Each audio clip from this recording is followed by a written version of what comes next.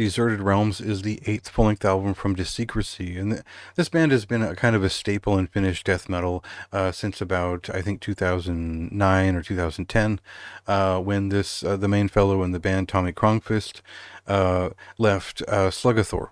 And that band kind of ended, went on hiatus, whatever happened with them, and he basically took a member of that band with him, and they put out several albums together before the other guy split, and he's kind of had his own run of it since about 2017 or so.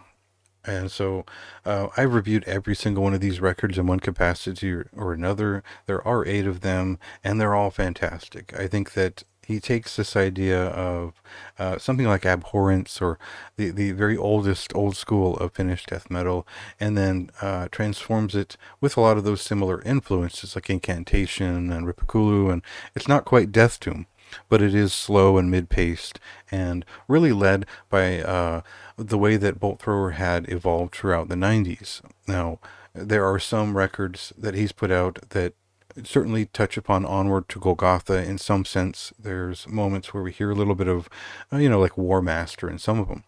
But to get the gait and the movement that is signature to Secrecy, you have to go to a record like Mercenary from Bolt Thrower and see that sort of mid-paced, kind of chugging along to the double bass beat to get a sense for how he syncopated his own groove out of that sound. And it's become more idiosyncratic and almost virtuosic over time. There's a very unique sound to Desecrecy that you'll get the moment that it starts. So this is still that. This is the eighth album of that, and he's managed to keep it interesting. So what we'll do is we'll cut into a song here and just get a sense of how this record sounds.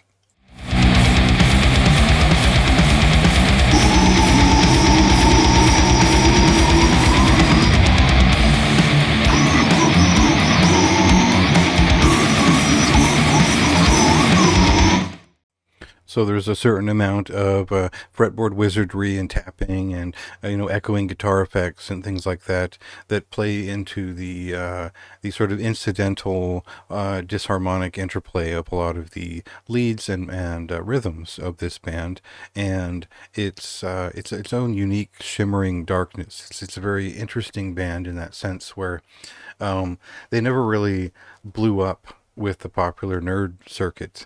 They have always been like a deep underground death metal band, and it's allowed this thing to evolve.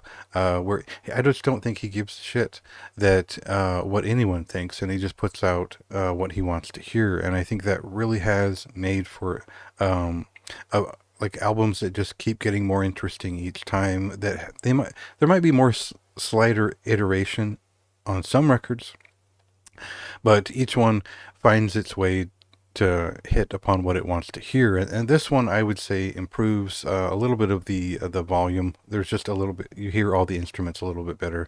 You definitely hear a little bit more variation in the way the drums are composed and performed. And we get a little bit more of the rhythm guitar up front, so that the effects don't totally wash out the interplay of the rhythm guitars when the leads kick in. And I would say this record brings back a little bit more of the classic death metal beats. It brings back a little bit more of the brutality of some of their other records.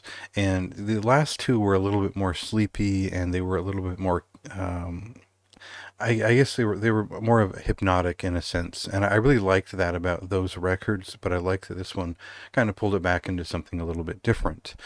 Um, there's plenty more nuance to this. I think there's so many records to this band, and the way that he's put together each of these records is infinitely interesting if you want to spend time with it. But I think what I like about it is that these are run-on conversations. They are endless corridors that you just keep re-entering and hearing a different echo every time. And the interesting thing is that I might compare it to all these death metal bands from the 90s, but those bands always finished the thought. They always punctuated their work with, a lead or song structures that were a certain way. These always feel like they could drain on forever. And I think that is part of his unique sound and the momentum of this record, as it's the sonic choices of production the sound design. It starts to make sense once you've sat with the record and you feel the momentum of all those pieces clashing together in interesting ways. You can tell what the artist hears as a listener, and I think that's something that we just don't get anywhere else in death metal, and at least not in such an intentional and developed sense.